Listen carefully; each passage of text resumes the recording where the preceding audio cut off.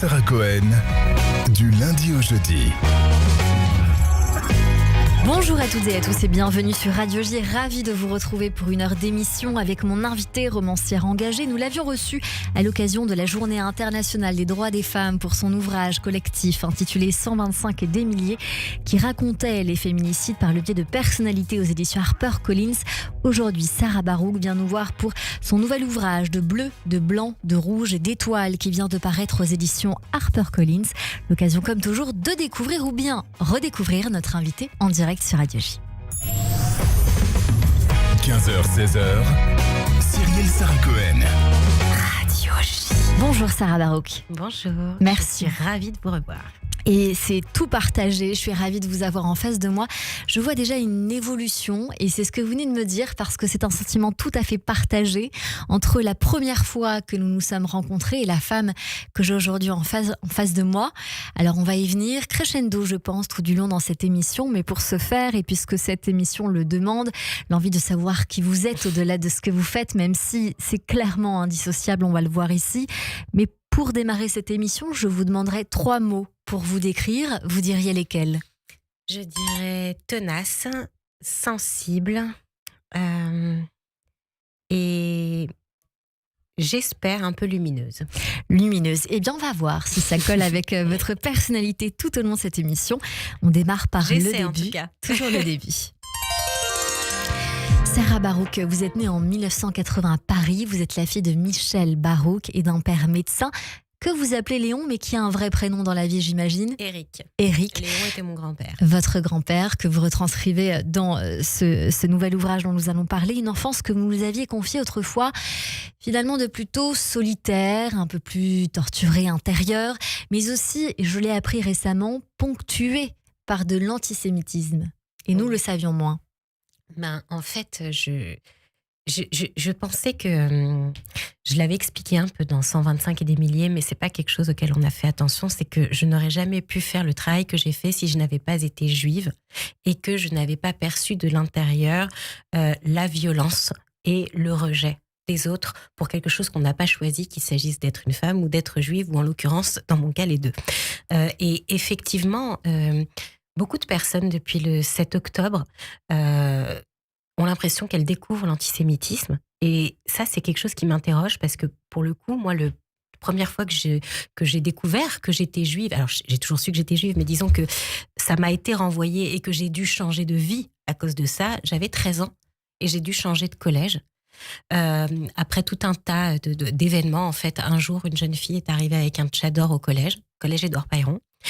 Et ça a été très mal géré par l'établissement. Il y a eu une sorte d'émeute. Et du jour au lendemain, bon an, mal an, il y a eu le mauvais chemin de fer, en fait, qui se crée toujours entre on est attaqué, donc on va en vouloir à d'autres, et si possible, ces autres, les juifs. Et je suis devenue du jour au lendemain riche parce que juive, chose que je n'étais pas, hein. Je veux dire, je vivais dans le 19e, j'avais pas spécialement de moyens, mais pour ceux qui m'aimaient pas, j'étais juive, donc forcément je devais avoir de l'argent. Je me suis fait frapper, bousculer, insulter. Mon père est venu au collège pour dire que c'était inadmissible. Il s'est fait encercler par tous mes amis d'enfance, bousculer dans tous les sens. Bref, j'ai changé d'école en milieu d'année et toute ma vie en a été impactée. Puisque j'habitais dans le même quartier depuis toujours, j'ai perdu mes repères. J'ai commencé à prendre... Alors, c'est pas grave de prendre le métro, mais quand on a 13 ans, je sortais de mon quartier, j'avais plus mes amis de toujours. C'est long de passer 1h30 chaque jour dans le métro quand on a 13 ans, qu'il faut faire les devoirs, etc. Bref, ça avait bousculé ma vie d'adolescente. Est-ce que du coup, vos parents ont eu envie de vous mettre à l'école juive ? Non, parce que mes parents sont profondément laïcs. Ils se sont rencontrés, eux, à l'Abonim Dror, que moi, je suis allée à la Shomerat Saïr. Donc, j'ai quand même reçu une éducation très militante, sioniste, socialiste. Et d'où aujourd'hui ce sentiment de trahison de ce que peut être la gauche en France et l'ultra-gauche en général, qui pour moi oublie les valeurs fondamentales d'antiracisme et d'antidiscrimination. Mais du coup, pour eux, c'était important que tout simplement, je n'évolue pas dans un environnement essentiellement juif Alors, ça a eu son lot de difficultés pour moi, parce que je suis arrivée dans une école privée du 17e arrondissement où je suis passée de riche parce que juive à pauvre qu'on n'approche pas. Donc, parce que moi, je suis arrivée avec mon petit look du 19e arrondissement, avenue de Wagram, et ça collait pas non plus. J'avais pas les moyens de m'aligner. Donc, pendant plusieurs semaines, voire plusieurs mois, ça a été compliqué. Il fallait s'adapter. Quand je vous entends, je ne peux pas m'empêcher d'avoir l'image de ces enfants qui sont aujourd'hui harcelés à l'école et qui sont obligés également de partir de ces écoles et pas forcément juifs, alors que leurs bourreaux, pour le coup, sont ceux qui doivent rester parce que les écoles n'arrivent pas à gérer. Sarah Barou, vous avez dit « J'ai grandi dans l'amour sans manquer de rien, j'ai fait 10 ans d'études ». Par la suite, vous avez travaillé dans la production audiovisuelle, vous êtes devenu membre du comité de lecture chez Gaumont, vous avez collaboré à plusieurs scénaristes. Je me suis demandé si c'était peut-être aussi pour raconter des histoires que vous auriez aimé vivre à ce moment-là, avant d'écrire également pour la télévision et la radio, et avant surtout de devenir auteur de romans majoritairement couronnés de succès, à commencer par Elle voulait juste marcher tout droit, où vous traitez de l'après-guerre à travers les yeux d'une enfant, Le cas zéro, tiré en partie de la vie de votre papa et qui parle d'un cas de sida en France. Envole-moi, puisque le soleil brille encore, de bleu et de blanc, de rouge et d'étoiles aujourd'hui, dont nous allons parler dans quelques secondes. Mais y a-t-il un fil rouge entre tous ces romans ? Oui, je dirais qu'à chaque fois, en fait, il y en a peut-être plusieurs. Je parle de transmission, qu'il s'agisse des sujets autour de la maternité, puisque moi, j'ai pas eu d'enfant facilement. En fait, ça a été un vrai parcours du combattant, et cette notion de qu'est-ce qu'on transmet si on n'a pas d'enfant ? Quel est le sens de la vie ? Est-ce qu'on vaut quand même quand on ne transmet pas la chair de sa chair ? La manière aussi dont on se raconte, et là, vous avez tout à fait raison, les histoires sont le cœur de ma vie. Et c'est presque un engagement philosophique, parce que je crois véritablement qu'on ne peut pas changer les autres s'ils ne le veulent pas. La seule chose qu'on peut changer, c'est soi-même. Et comment on se change soi-même ? C'est en changeant le récit qu'on a de soi-même, la vision qu'on a de soi-même. Comment on va se raconter ? Est-ce qu'on va se raconter comme une victime, qu'on le soit ou pas ? Est-ce qu'on va se raconter comme quelqu'un qui a surmonté les épreuves ? Finalement, pour le même fait, on a 2 tonalités différentes et on n'a pas la même histoire. Et donc, reprendre le pouvoir sur sa vie, c'est reprendre le récit de sa vie. Et le jour où j'ai compris ça, ça a été pour moi une révélation, et j'ai commencé à considérer les autres comme des histoires mouvantes. Donc voilà, c'est ce qui m'a toujours animée. Et puis j'ai eu des problèmes de santé. En fait, ça se voit pas beaucoup, mais moi je suis malvoyante. Et il m'est arrivé à plusieurs reprises de me retrouver isolée chez moi dans le noir, sans trop savoir ce qui allait se passer. Et tout ce que j'avais, c'était de pouvoir écouter des histoires et me raconter ce que j'avais envie de transmettre. Voilà, dans tous mes livres, il y a une question de transmission. La religion en fait partie. Le sida en fait partie. La quête identitaire, elle est partout. Et j'ai envie de dire, du coup, sans le vouloir, j'écris des histoires juives. Dans votre ouvrage de bleu, de blanc, de rouge et d'étoiles qui vient de paraître aux éditions HarperCollins, c'est un roman choral, intense et nécessaire sur ce qui nous lie au-delà des frontières, des identités aussi, dans un contexte où nous sommes aujourd'hui 10 ans après la déflagration de Charlie Hebdo, mais aussi de Montrouge, de l'hypercacher, où dans ce livre, vous retracez ces épisodes de l'histoire. Est-ce que l'envie fondamentale de ce livre, c'était ça ? J'imagine un peu, mais bien d'autres histoires racontées aussi. Tout à fait. En fait, comme beaucoup de monde, le 7 octobre a été une déflagration dans ma vie. Et je n'ai pas pu faire autrement. En fait, j'avais bien avancé un autre livre et j'ai pas pu faire autrement que d'écrire celui-ci, parce que, encore une fois, j'étais très en colère que des gens découvrent l'antisémitisme, comme si ça n'avait pas existé, qu'il y ait cette espèce d'hypocrisie. Finalement, il y a eu tant de personnalités avec tant de difficultés à considérer que le Hamas était un groupe terroriste. Enfin bref, je ne vais pas vous répéter ce à quoi on a tous assisté. Mais j'avais envie de dénoncer finalement cette invisibilisation des humains par rapport aux idéologies. Et je me suis souvenue d'une idée. En fait, cette idée de roman, je l'ai eue lors de la grande marche républicaine du 11 janvier 2015, où je me disais, c'est quand même incroyable cette marée humaine. Ces milliers, et du coup ces millions, on l'a su par la suite, de gens qui sont là pour dénoncer l'atteinte des valeurs de la France, alors qu'il y a 3 ans, après aux Aratora, on était 300 juifs dans les rues. Et donc j'ai eu ce double sentiment d'être très émue de cette solidarité et très en colère après cette solidarité. Et je les voyais brandir ces petits drapeaux bleu, blanc, rouge, persuadés d'œuvrer pour le bien, persuadés de défendre leurs valeurs. Et je me disais, mais est-ce qu'ils se rendent compte qu'en fait, ils tiennent un objet qui incarne le contraire de ce qu'ils dénoncent ? Parce que dans cet objet, en fait, il y a du sang. Parce que cet objet, il a probablement été fabriqué à l'autre bout du monde, dans un pays où on exploite les enfants et les femmes. Il a probablement été acheminé parmi des cargaisons où il y a aussi des armes cachées qui ont servi à détruire Charlie. Que probablement, ils ont acheté ça à un coin de rue, à un migrant qui a vécu l'enfer. Et donc, de bleu, de blanc, de rouge et d'étoiles, c'est l'histoire de la fabrication de ce petit drapeau et toutes les vies qui finalement sont reliées à ce symbole qui a tendance, comme tous les symboles, à cacher certaines vérités humaines. C'est un livre qui parle d'être juif, qui parle d'être musulman, des deux ensembles, de femmes, de migrants, dans le monde marqué par la radicalisation, mais aussi le dialogue si important, par le biais de 4 personnages aux 4 coins du monde. Jeanne en France, Rima au Pakistan, Isaïas en Érythrée, Jean en Chine et d'autres étoiles face à Jeanne qui est psychiatre dans ce livre-là. Et il est souvent question d'exil intérieur, assumé, physique, des personnages du passé que vous avez aussi réveillés et inventés. Parmi ceux que vous avez réveillés, qui ? Il y a le traumatisme de mon père qui a dû exhumer les dépouilles de ses parents, puisque on a tendance à l'avoir oublié, mais peu après Charlie Hebdo, des tombes juives ont été profanées au cimetière de Pantin. Et c'est ce qui a créé un déclencheur chez mon père. Pour lui, il supportait plus que ses parents puissent être exposés à ça. Donc, il les a fait déterrer et réenterrer en Israël. Et peu de gens savent à quel point c'est quelque chose de violent. Il faut descendre soi-même. Il faut aller chercher les restes d'eau, puisque rien ne doit rester sur la terre dont on part. Et je me suis dit, en fait, c'est très violent, mais c'est surtout ce dont les gens ne se rendent pas compte, c'est ça le prix à payer quand on est juif dans un pays où il y a de la haine anti-juive. C'est en arriver à aller chercher les restes de ses parents à plusieurs mètres sous terre. Et il y a effectivement le personnage de Jeanne, qui est un mélange de mon histoire, de celle de ma sœur et de celle d'une amie, qui...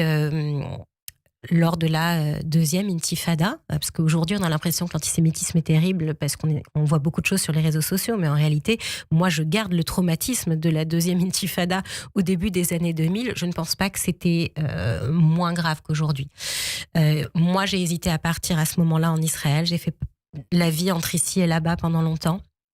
J'ai pas réussi à faire ce que fait mon personnage. D'autres autour de moi, oui. Et donc Jeanne part, espérant fuir le terrorisme, la haine anti-juive, etc. Arrive en Israël et très vite explose la deuxième guerre du Liban. Et elle, en tant que psychiatre, elle va accompagner des soldats de Tsahal traumatisés.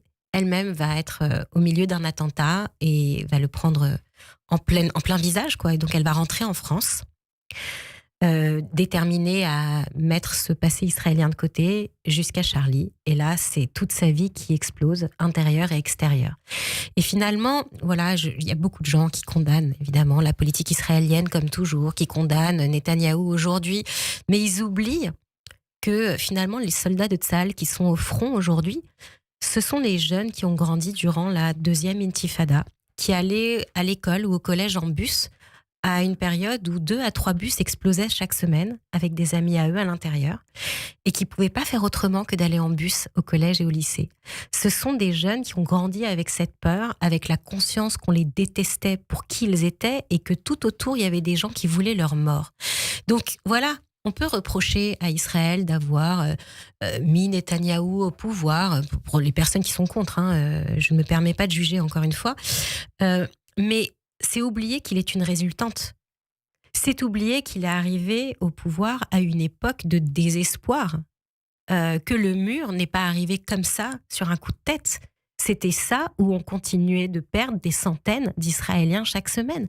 Donc tout, en fait, s'enchaîne. Et c'était ça qui me semblait important de raconter dans ce livre, c'est ce cheminement, sans jugement. C'est une phrase de Robert Badinter, lors du procès Faurisson, qui dit « On ne peut comprendre l'histoire que si on traduit les faits par leur vérité humaine ».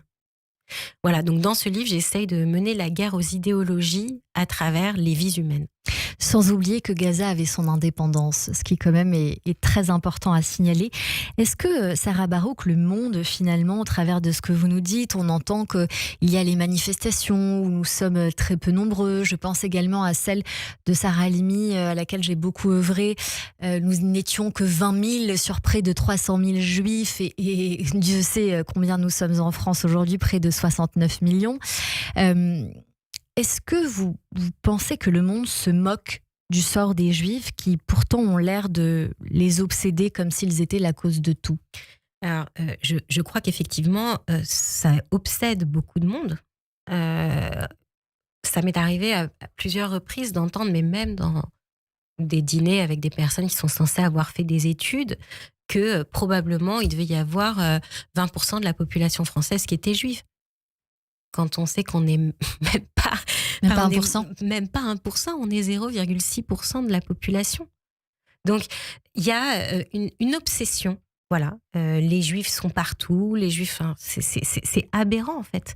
Et puis, c'est pas nouveau. Je veux dire, même le terme d'antisémitisme, il est relativement récent, mais... la haine anti-juive a toujours existé, les ghettos anti-juifs ont toujours existé, même en France. Enfin, j'avais vu un documentaire comme ça sur l'antisémitisme où la France se targue d'avoir accordé la notion de civilité peu après la Révolution française aux juifs. Sauf qu'en fait, c'est la mesure qui a occupé le plus de débats. Je crois que c'était à peu près 67 débats, alors que pour tous les autres points de la Constitution française, il n'y en a pas eu plus que 4. Donc, voilà. Et puis souvent, les Juifs pâtissent de ce qu'on leur a imposé. Le lien entre les Juifs et l'argent, parce qu'effectivement, pendant plusieurs siècles, les Juifs devaient récolter l'argent des crédits, l'argent des banques, etc. Mais ils n'avaient pas le droit de faire autre chose. Ce qui en a fait beaucoup de préjugés par la suite, qui continuent de se tenir. Et je ne cesse de le dire dans cette émission, il y a un très bon documentaire fait par Jonathan Ayoun et Judith Cohen-Solal qui relate en effet de tout cela. J'aimerais qu'on se rapproche de vous, Sarah Barouk, parce que je vous connais en tant que militante féministe. Vous êtes passée justement de cela, militante, féministe, connectée à toutes les associations, à être traitée unanimement islamophobe. Comment vous concevez ça alors que vous avez tout fait pour empêcher d'invisibiliser Asia, cette jeune femme musulmane démembrée dans le parc des Buttes-Chaumont où vous avez grandi? Bien plus que ça en réalité, puisque j'aborde toute notion de racisme envers les Juifs ou envers d'autres religions. Et ce livre, je ne sais pas si vous avez prêté attention à qui il est dédié. Il est dédié voilà, en partie. En partie. Mo, qui était Mohamed, qui était le meilleur ami de mon frère et qui était aussi le petit frère de Farid Bagnetou, le recruteur des Kouachi.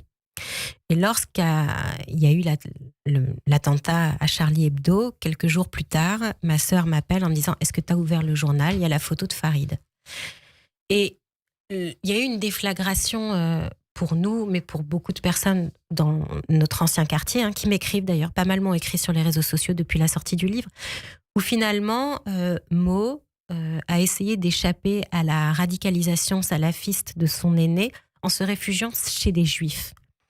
Et que... Chez vous aussi. Chez nous. En partie. C'était nous, enfin voilà, nous et puis... un ou deux autres copains dont le nom commence par Zé et la fin par Toun. Donc, Zetoun, c'est un peu juif aussi.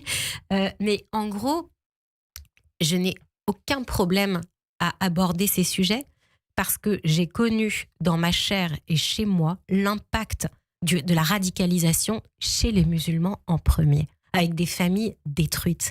Et que je pense que le comble du racisme, c'est finalement tout ce que prétend cette gauche, c'est-à-dire prétendre qu'un musulman ne vaut pas mieux qu'un terroriste, que finalement il ne mérite pas d'émancipation, qu'il n'est pas capable de comprendre ce qu'est la laïcité. Bien pour moi, c'est ça le racisme. Au-delà des rencontres que vous avez faites dans votre vie, Sarah Barouk, vous avez dans ce livre on ressent un sentiment de solitude, de peur, d'espoir et aussi de désespoir qui va se réveiller un 28 octobre 2023. C'est le prologue, c'est une discussion avec votre psy. Ça réveille en vous ce sentiment d'avoir envie d'écrire. C'est ce que vous dites, c'est ce que je sais le mieux faire, c'est ce que j'ai envie de faire. Vous réveillez donc ces fantômes, puisque Mo n'est plus, si le livre est bien exact. Il est mort en 2016. Il est mort en 2016 et vous ne pouvez pas vous empêcher de penser qu'il y a un lien avec ce qui s'est passé juste avant, avec les attentats entre guillemets de 2015. J'aurais dit de Paris, mais bon, c'est d'autres attentats parce qu'il y a eu une progression entre Charlie Hebdo, Montrouge et puis l'hypercacher.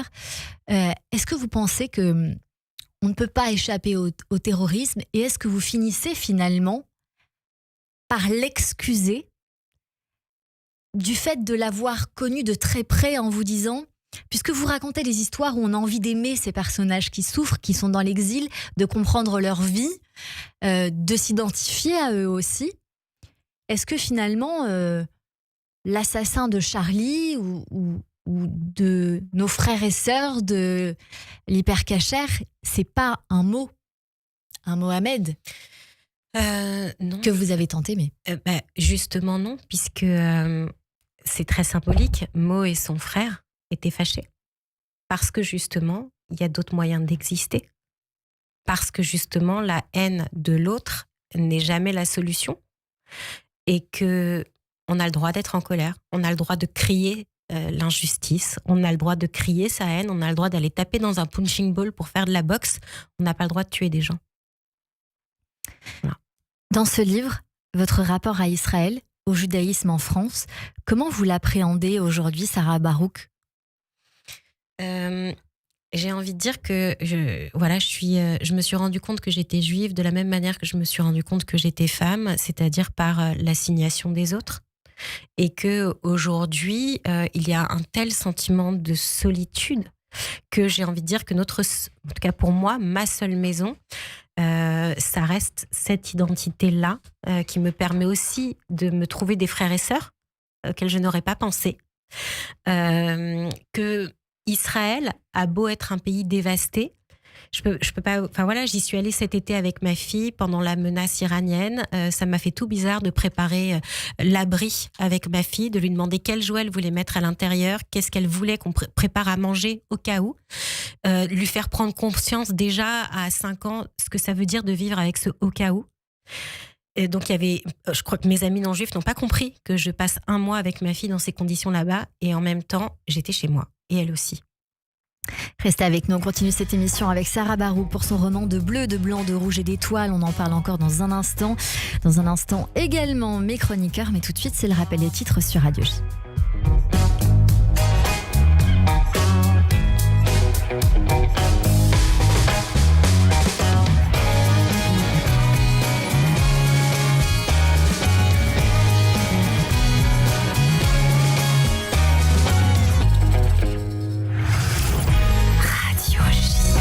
Cyrielle Sarah Cohen. –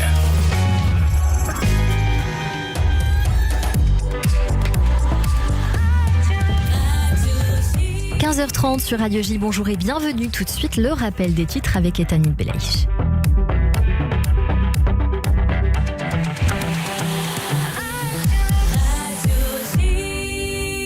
Bonjour Etanit. Bonjour Cyrielle, bonjour à tous. Israël accuse le Hamas de remettre en cause le fragile accord de cessez-le-feu à Gaza. Selon le bureau du Premier ministre, le groupe terroriste serait revenu sur certains points pour extorquer des concessions de dernière minute. Le cabinet de sécurité ne se réunira pas avant que les médiateurs aient notifié Israël que le Hamas a accepté tous les éléments de l'accord, assure le cabinet de Benyamin Netanyahou. Le ministre des Finances appelle lui à la reprise des combats après la première phase de l'accord. C'est la condition à laquelle Bezalel Smotrich promet de ne pas rompre la coalition gouvernementale faite avec son parti d'extrême droite sionisme religieux, et ce alors qu'il faisait peser la menace sur le Premier ministre depuis plusieurs jours. L'Union européenne annonce une aide de 120 millions d'euros à Gaza après le cessez-le-feu. Cette aide est destinée à faire face à la situation catastrophique dans le territoire selon la Commission européenne. Le défilé des dirigeants occidentaux continue à Damas plus d'1 mois après la chute de Bachar al-Assad. L'Espagne a hissé son drapeau sur son ambassade dans la capitale syrienne en marge d'une visite du chef de la diplomatie espagnole. En France, la première motion de censure du gouvernement Bayrou est en ce moment présentée par la France Insoumise à l'Assemblée nationale. Les socialistes ont décidé de ne pas la soutenir. La motion de censure ne devrait donc pas être adoptée, le Parlement étant quasi vide. Une bonne nouvelle enfin, la facture d'électricité baissera de 15% au 1er février pour la plupart des foyers, annonce la Commission de régulation de l'énergie, une première en 10 ans. Et merci beaucoup Ethanit Belaïch, on vous retrouve à 16h pour le journal complet. Tout de suite une courte pause et on poursuit notre émission avec Sarah Barouk et mes chroniqueurs sur Radio J. Radio J.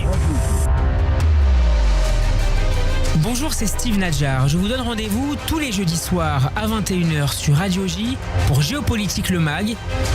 Avec mes invités et chroniqueurs, nous commenterons l'actualité internationale pour vous aider à mieux comprendre les enjeux d'un monde qui bouge, au Moyen-Orient, mais pas seulement. Géopolitique le Mag, c'est tous les jeudis à 21h sur Radio J. Radio J. Radio J. Vous écoutez Radio J à Paris sur 94.8 en DAB+, et sur notre appli Radio J. Radio J. Radio J. Radio J. 15h-16h. Cyrielle Sarah Cohen. Du lundi au jeudi. De retour sur l'antenne de Radio J, merci de passer votre après-midi avec nous jusqu'à 16h avec mon invité aujourd'hui, Sarah Barouk, pour son roman De bleu, de blanc, de rouge et d'étoiles, sorti aux éditions HarperCollins. Et forcément, il y a une question qui me travaille, Sarah Barouk. En lisant votre livre, je me suis demandé si finalement cet amour que vous propagez entre nous, que dans votre livre, que vous avez envie de faire éclater finalement, est assez fort pour empêcher de tuer, quand on sait que l'amour même est au cœur des féminicides qui assassinent encore. Oui, mais c'est toujours... Enfin, on voit jamais mieux la lumière que dans l'obscurité. Quand elle pointe dans l'obscurité, et que finalement, dans les moments où tout éclate, où, comme beaucoup de personnes, je me suis sentie totalement perdue, c'est depuis le 7 octobre, ce qui m'a remis les pieds sur terre, ça a été mes proches, mais plus que ça a été l'amour, l'espèce de joie disproportionnée que je pouvais ressentir lorsque des personnes que je n'attendais pas m'apportaient leur soutien. Et je me suis dit, voilà, en fait, c'est vrai que toutes les personnes qui m'ont guidée dans ma vie, qui m'ont toujours dit que ce qui reste de nous, ce sont les liens qu'on a tissés. Tout le reste n'a pas d'importance. Eh bien, je m'y suis accrochée plus qu'à tout. Mais Sarah Barouk, des liens, vous en avez tissé, vous avez pris la parole, sollicité des associations féministes avec qui vous avez longtemps œuvré pour vos combats, pour qu'elles reconnaissent les violences subies par les Israéliennes et qu'avant elles reconnaissaient quand elles étaient françaises, avant de vous heurter à un mur. Est-ce qu'aujourd'hui, finalement, être féministe en France, ça reste votre combat avec elles pour ici, en vous disant que pour là-bas, non? Alors, j'ai totalement cessé de collaborer avec nombre de féministes dites intersectionnelles. Enfin, c'est le petit jargon. Mais j'ai bien compris qu'il y avait deux genres de féministes. Il y avait les idéologues et les anciennes victimes, dont je fais partie, qui finalement œuvrent pour le tikkun olam, pour réparer le monde et se réparer elles-mêmes en réparant le monde. Et celles-là n'ont eu aucun problème à dénoncer les actes du Hamas envers les femmes israéliennes. Aucun. C'était évident. Mais qui, Sarah Barouk, qui? Oh bien, il y a eu par exemple l'UNFF, l'Union nationale des familles de féminicides, il y a eu les Citadelles, en fait des associations féministes qui n'ont pas peur de parler de laïcité, qui n'ont pas peur de dénoncer les systèmes d'oppression partout dans le monde. Et il y a eu d'un autre côté, des féministes idéologues qui en réalité, je trouve, moi, n'aiment pas beaucoup les femmes pour ce qu'elles sont, aiment bien se donner une image, et elles ont décidé de s'allier finalement de manière très politisée à l'ultra-gauche, enfin je veux dire, les principales fondations et associations françaises qui ont clairement affiché leur soutien au NFP durant les élections, et avant cela qui ont pas du tout parlé de ce qui s'était passé en Israël. Et pour moi, le vrai féminisme doit être apolitique, dans la mesure où si on décide de s'allier à l'ultra-gauche, qu'est-ce qu'on dit à une victime qui vote extrême droite ? Ou le contraire ? En fait, l'objectif, c'est de pouvoir accueillir et aider tout le monde, pas de choisir selon un bord politique.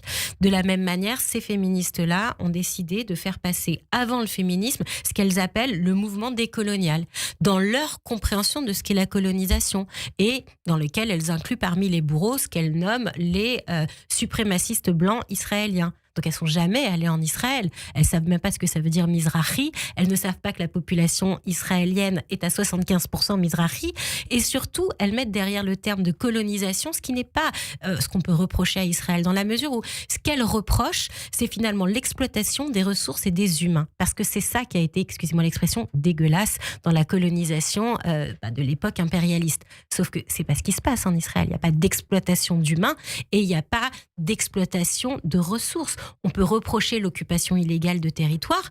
On peut, évidemment, c'est condamné, etc. Il devrait y avoir plus de choses qui favorisent la paix. Je ne me permets pas de juger sur qu'est-ce qui appartient à qui dans l'histoire. C'est juste aujourd'hui, si on veut aller vers la paix, à un moment donné, ça implique certains comportements ou certaines punitions.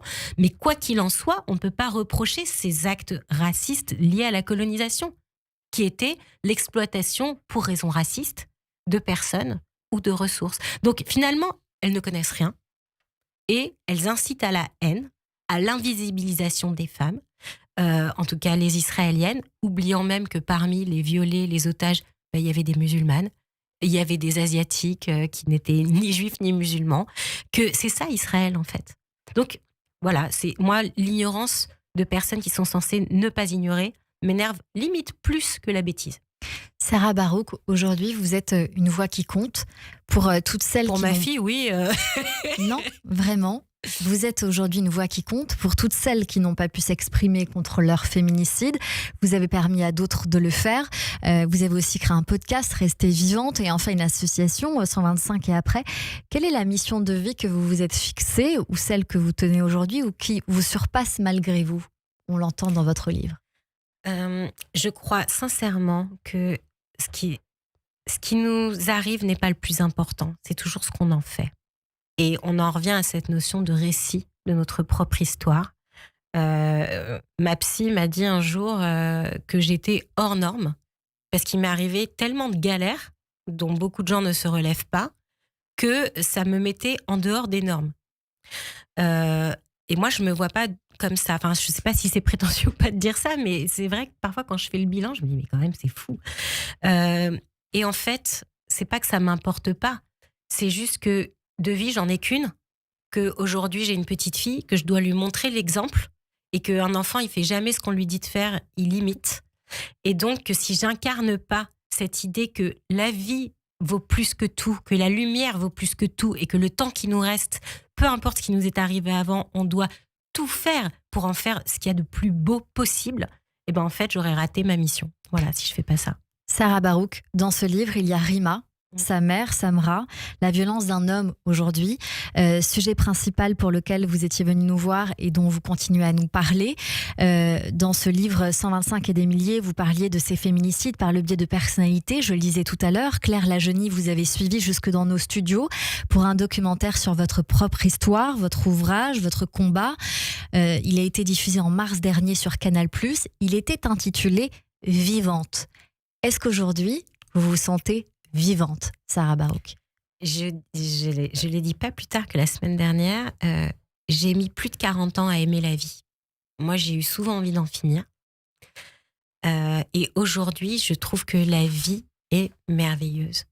Parce que y a toujours un lendemain, en tout cas pour la plupart des vivants, que on a des surprises, parfois des mauvaises, mais quand même souvent des bonnes, et que c'est un exercice de parvenir à le voir, que je crois que la joie est un muscle, qu'on n'est pas obligé d'être heureux ni de toucher du doigt le bonheur pour avoir de la joie, pour se réjouir, pour se rendre compte que s'il y a plein de choses qui nous arrivent, plein de rencontres qui sont possibles, et notamment, vous parlez du féminisme, évidemment que l'islamisme est un masculinisme, que le problème que les femmes meurent de féminicide lorsqu'elles sont considérées comme des objets, en fait, et que lorsqu'elles cherchent à fuir un foyer dangereux, eh bien c'est là qu'elles meurent, c'est là qu'arrive le féminicide, quand elles ne sont plus l'objet de possession de celui qui pensait les posséder. Et l'islamisme, on le voit en Afghanistan aujourd'hui, on le voit en Iran, bien c'est exactement ça, c'est la soumission de la femme, c'est son objectisation, c'est faire en sorte qu'elle ne puisse ni s'exprimer, ni aimer, ni communiquer, enfin voilà, qu'elle soit une cuillère qui fait des plats et qui dit amen quand on lui donne des coups. Bien ça, je ne sais pas en fait de quoi sont faites les féministes qui ne le dénoncent pas. Et la bonne surprise dans cette histoire, c'est que j'ai eu justement toutes les associations comme Femmes Azadi qui portent la voix des Iraniennes, comme Afghanes de France qui portent la voix des Afghanes, et tant d'associations qui viennent d'Afrique et qui militent contre l'excision, qui viennent de pays où finalement la charia est imposée, qui se sont rapprochées de mon association. Et finalement, on est toutes là, on est en France, et on est très à l'aise avec cette idée que tout ce qui menace la femme, pour ce qu'elle est une atteinte à notre ambition féministe. Donc, on rit ensemble de ces féministes qu'on considère être des femmes qui ont évolué dans leur petit nid douillet, où elles n'ont jamais risqué grand-chose finalement en tant que femmes, où elles n'ont pas eu beaucoup à se battre. Je parle des militantes qui nous donnent du fil à retordre et où elles se sont trouvées un petit rôle dans leur vie. Mais nous, on fait ça avec notre chair. On les appelle les néo-féministes. Comment on pourrait vous appeler ? Franchement, je sais pas, mais j'aime bien l'idée de travailler avec ma chair. Voilà. Je suis devenue féministe par ma chair, par les galères qui me sont arrivées par ma chair. Et aujourd'hui, je répare avec ça, je répare avec mes mains, je crée moi-même des outils. C'est ce que je disais à l'un de vos chroniqueurs, que j'ai la chance de connaître et avec qui j'ai la chance de militer. J'ai eu une surprise cette année dans mon association, qui est quand même pas très vieille. Je crois que je dois être une des seules qui a reçu autant de dons de la part de femmes que j'ai aidées, qui sont encore en précarité, qui ont mis leur économie pour aider l'association. Voilà, pour rendre ce qu'elles avaient reçu. Et c'est quelque chose, mais je n'en revenais pas en fait. Voilà, c'est énorme pour moi. Pour les personnes qui nous écoutent, Sarah Barraud, comment vous aider alors ? Eh bien, déjà en nous faisant connaître. Alors, j'ai envie de dire en ce moment, en achetant mon livre, parce que ça m'aide toujours un peu. Mais oui, en faisant connaître l'association, en faisant un don à l'association, évidemment. 125 et des milliers. 125 et après. 125 et des milliers, c'est le livre. Et du coup, qu'est-ce qu'on fait après ? Et puis, je dirais, à une échelle peut-être plus importante, ne jamais renoncer à rien. Nos ennemis, ce sont les petits renoncements. Ce sont les petits mots qu'on laisse passer parce qu'on n'a pas envie encore une fois d'aborder le sujet, parce qu'on n'a pas envie encore une fois de se mettre à dos des collègues, éventuellement des amis. Et en fait, c'est nous que ça ronge. C'est quand on rentre chez soi et qu'on s'est dit « j'ai pas réagi ». Il faut réagir. Voilà. Jamais laisser passer même des petits renoncements. Sarah Barraud, qu'on parle de renoncement, peut-être qu'on va en parler dans un instant, je ne sais pas, on va parler de la lenteur et des potentiels renoncements du jour avec la personne que vous aimez beaucoup, puisque c'est notre nouveau chroniqueur que vous connaissez très bien. C'est tout de suite l'édito de Madar. Le billet du jour. Et c'est l'heure de retrouver Samuel Madar, alias l'édito de Madar sur les réseaux sociaux. Bonjour Samuel, je crois que vous avez l'air particulièrement bouleversé aujourd'hui. Bonjour Cyrielle. Plus que bouleversé, même, la preuve.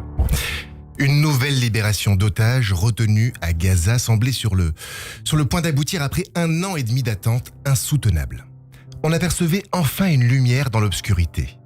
Mais voilà qu'on apprend que le Hamas est en train de faire échouer l'accord à nouveau. C'est un coup de massue. On n'en peut plus. Et ce qui me frappe, c'est cette interminable lenteur. Une lenteur qui nous étouffe. Pourtant, tout semblait en place depuis des mois. La diplomatie de l'ombre, des négociations âpres, des pressions militaires implacables, mais avec le Hamas, la prudence reste toujours de mise. Et au fond, c'est une leçon cruelle de l'histoire. Les grandes transformations ne surgissent jamais dans l'urgence. Elles avancent péniblement, dans la douleur, au ralenti. Mais pourquoi, selon vous, cette lenteur est finalement inévitable ? Parce que changer profondément le cours des choses, ça demande du temps. Prenons un exemple proche, celui de votre livre, Sarah Barraud. Les attentats de Charlie Hebdo. En 2015, la France s'est levée d'une seule voix dans un élan de solidarité sans précédent. Mais très vite, une question bien plus complexe s'est posée. Comment répondre, sur le long terme, à une menace aussi insaisissable ? Il fallait renforcer nos lois, réformer nos institutions, prévenir la radicalisation. Rien de tout cela ne pouvait être improvisé. Les émotions réclament des réponses immédiates, bien sûr, mais bâtir quelque chose de durable exige de la patience. Et cette lenteur, aussi frustrante soit-elle, nous protège du chaos. Elle nous force à réfléchir, à tester, à corriger, bref, à construire sur des bases solides, même si cela nous est insupportable. Face à l'urgence, comment on peut accepter cette lenteur ? L'urgence, c'est un piège. Elle nous pousse à croire que tout peut être résolu très vite. Mais l'histoire nous apprend que les victoires les plus marquantes demandent du temps. Regardez la Seconde Guerre mondiale. 6 ans. 6 ans pour terrasser un régime qui avait plongé le monde dans le chaos. 6 longues années de lutte, d'alliance, de sacrifice.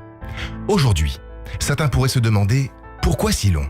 Pourquoi ne pas avoir agi avant ? Ces questions paraissent absurdes quand on comprend que les grandes victoires, celles qui redéfinissent le destin des peuples, ne se gagnent jamais dans la précipitation. C'est un défi moderne. On vit dans un monde obsédé par la vitesse. Les breaking news défilent toutes les 10 secondes. Les citoyens exigent des décisions politiques dans l'heure. Mais nous oublions une vérité fondamentale. Certaines choses demandent du temps.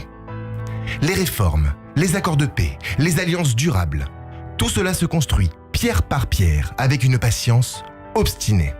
Donc selon vous, Samuel Madar, la lenteur n'est pas une faiblesse, mais une force. C'est surtout un passage obligatoire. Regardez la nature. Une goutte d'eau, en tombant encore et encore sur une pierre, finit par la creuser. En politique, en diplomatie, c'est pareil. Ce qu'on ne voit pas immédiatement, c'est souvent ce qui façonne le plus profondément le monde. En France, nous avons perdu cette sagesse. Nous voulons tout de suite. Des réformes instantanées, des services publics parfaits, une justice immédiate. Mais croire qu'on peut réformer un système complexe d'un simple claquement de doigts, c'est une illusion. La lenteur n'est pas l'inaction, c'est un processus exigeant, méthodique et profondément efficace. Il faut non seulement accepter cette lenteur, mais aussi en comprendre la valeur. Ralentir, ce n'est pas renoncer. C'est au contraire un acte de courage. Oui, la lenteur peut être très douloureuse, mais elle ne doit jamais nous faire perdre espoir, car derrière cette lenteur, il y a des progrès, des victoires à venir, et pour nos otages, l'espoir d'une libération que nous ne devons jamais abandonner. Merci beaucoup, Samuel Madar. Peut-être une chose à dire, Sarah Barou, je vous sens émue.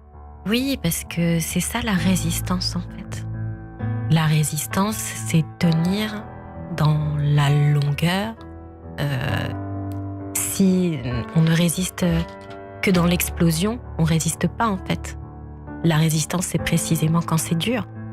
Ce qui fait qu'on peut être un héros de la résistance, c'est qu'on a trouvé en soi l'énergie de tenir quand rien ne faisait penser à une victoire possible. C'est-à-dire que nous, on nous a appris la résistance en France avec De Gaulle, on a retenu le débarquement, etc. Comme si effectivement, déjà, ils n'avaient pas ressenti la peur, qu'ils avaient été sûrs de gagner, parce que nous, on connaît l'issue. Mais ceux qui ont résisté, ils ne la connaissaient pas. Donc voilà, on doit savoir régulièrement basculer entre cette croyance à long terme et comment trouver la lumière dans le court terme. Et je trouve ça extrêmement courageux d'avoir osé dire ça aujourd'hui. Voilà. Merci Sarah. Merci beaucoup Samuel. L'édito de Madar à retrouver sur Instagram et puis bien sûr à retrouver en podcast sur nos réseaux sociaux cette jolie chronique. Tout de suite l'introspection. L'introspection.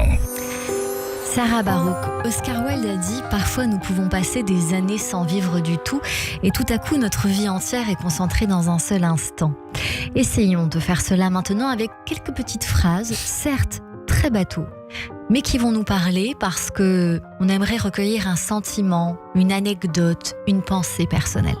La première. Parfois, on donne plus de place aux défunts qu'aux vivants. Bien oui, parce qu'on a cette responsabilité de les faire habiter en nous. Ils peuvent plus se défendre tout seuls. Les vivants, ils ont leur vie. Les défunts, ils n'existent qu'à travers le souvenir qu'on a d'eux. Est-ce que vous pensez que le sentiment, c'est un jugement ? Je pense que certaines personnes qui ne font pas de travail sur elles-mêmes peuvent confondre les deux. On est dans une société où on nous fait perdre notre instinct. On nous fait éteindre nos sentiments. On nous dit que quelqu'un de trop émotif, il est hors norme et il doit être écarté. Donc on lutte contre ça alors que c'est précisément notre plus grande arme de défense. C'est ce qui a fait qu'on est l'espèce qui a survécu au monde sauvage. Donc on a tendance à se raccrocher à des jugements qui sont en fait des résumés hâtifs. Et oui, il y a un lien entre les deux, parce que le sentiment, c'est un instinct, le jugement, c'est une conclusion. Ce qui compte, ce n'est pas l'arrivée, c'est la quête. Ah, ça, pour moi, c'est le grand secret de l'existence. Déjà parce qu'on ne sait jamais véritablement où l'on va. Celui qui sait où il va, finalement, c'est qu'il va pas très loin. Et qu'effectivement, on ne sait jamais les épreuves qu'on va traverser et on risque d'être toujours déçu, en fait. Et oui, on va peut-être y arriver. Moi, ma vie m'a obligée à réfléchir vraiment aux notions de réussite. Qu'est-ce que c'est que de réussir ? Je crois que c'est un quotidien qui nous convient, que c'est un quotidien où on se sent vivant. C'est pas forcément le regard qu'on va avoir sur la vie au dernier jour, au moment de mourir. Donc il y a un côté fin comme ça dans la réussite. Moi, la fin, je peux pas y penser parce que je me vois pas morte aujourd'hui.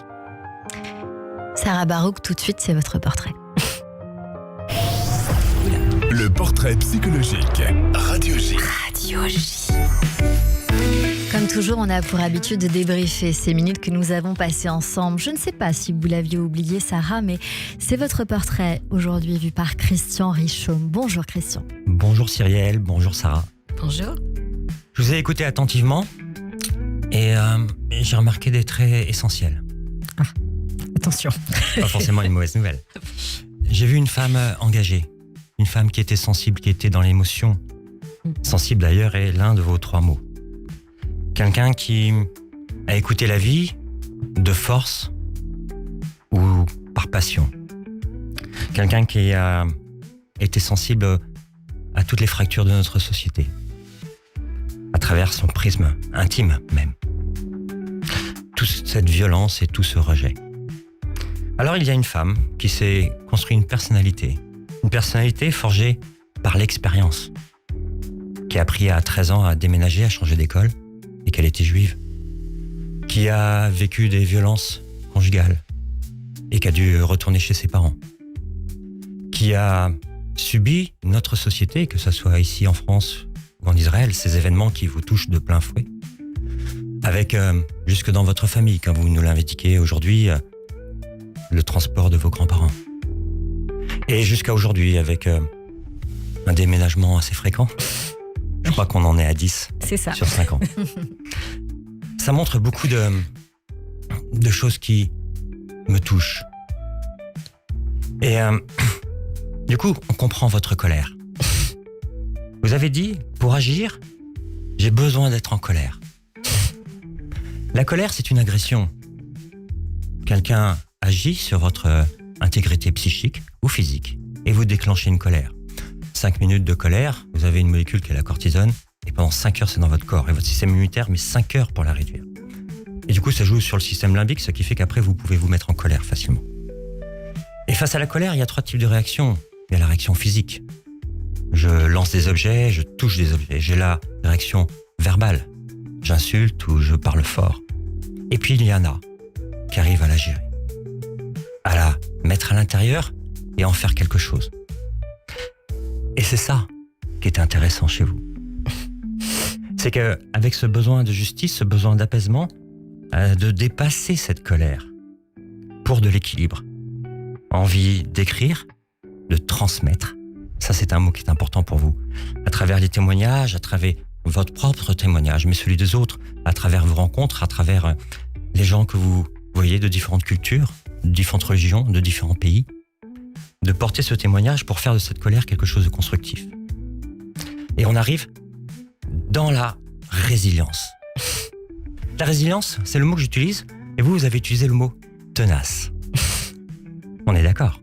On est d'accord. Ça veut dire que quand on est hors norme, ça c'est vous. C'est ma psy. Voilà. Bah c'est vous. On parle pas de quelqu'un d'autre. La résilience, c'est la capacité à surmonter les épreuves, les traumatismes, les difficultés, en rebondissant de manière positive. Ça veut dire qu'on ne fait pas que survivre. On essaye de vivre pour avoir des ressources, pour se construire, pour s'élever, pour apprendre de l'adversité. Alors, quand je vous ai bien écouté, j'ai vu cette dualité entre ce qu'on appelle les pulsions de vie et les pulsions de mort. La pulsion de mort, c'est l'agressivité, la violence, l'autodestruction, le conflit, la destruction. Et la pulsion de vie, c'est la préservation, la création, la reproduction, l'amour, le désir, la reproduction, la croissance. Vous avez même dit, j'ai voulu m'enfuir. Et en fait, on ne peut pas fuir la vie. Donc transformer cette lutte, intérieure et extérieure, ce qu'on ressent et ce que l'on perçoit des autres, entre désespoir et l'envie de vivre. Et là, on retrouve votre côté lumineux. Vous avez même fait une citation de Jung, c'est dans l'obscurité qu'on voit la lumière. Alors, il y a dans votre livre juste quelque chose qui m'a touché, c'est cette hirondelle. Cette hirondelle qui représente la maternité, qui représente le nid, qui représente le renouveau. C'est un oiseau migrateur qui va entre la France et l'Israël, qui fait que c'est un symbole. Alors pour conclure, j'avais envie de dire avec votre courage, votre résilience, votre féminité et votre plume. Votre plume, c'est votre arme en fait. Vous nous rappelez que même dans les tempêtes, il suffit parfois d'une hirondelle ou d'une bonne colère bien canalisée pour retrouver un ciel dégagé et des jours plus lumineux, faits de bleu, de blanc, de rouge et d'étoiles. Merci beaucoup, Christian Merci beaucoup. Reichaume, pour ce portrait. Christian Reichaume, notre psychanalyste, auteur et thérapeute que l'on retrouve tous les jeudis sur Radio J. Radio J. Cyrielle Sarah Cohen. C'est la fin de cette émission avec vous, Sarah Barouk. J'avais envie de terminer avec une chanson d'Aznavour, Charles Aznavour, dont vous parlez dans votre livre, vous citez quelques paroles dont je n'ai rien oublié. Vous êtes venu nous voir pour votre roman de bleu, de blanc, de rouge et d'étoiles, sorti aux éditions HarperCollins. Merci beaucoup pour cet échange sur notre antenne. À la réalisation audio et vidéo cette semaine, Benjamin Arnaud et Ethan, qui n'est pas là aujourd'hui mais qu'on embrasse bien fort ou qui vient de partir. On se donne rendez-vous lundi dès 15h avec l'humoriste Marion Mésadorian pour son spectacle Craquage.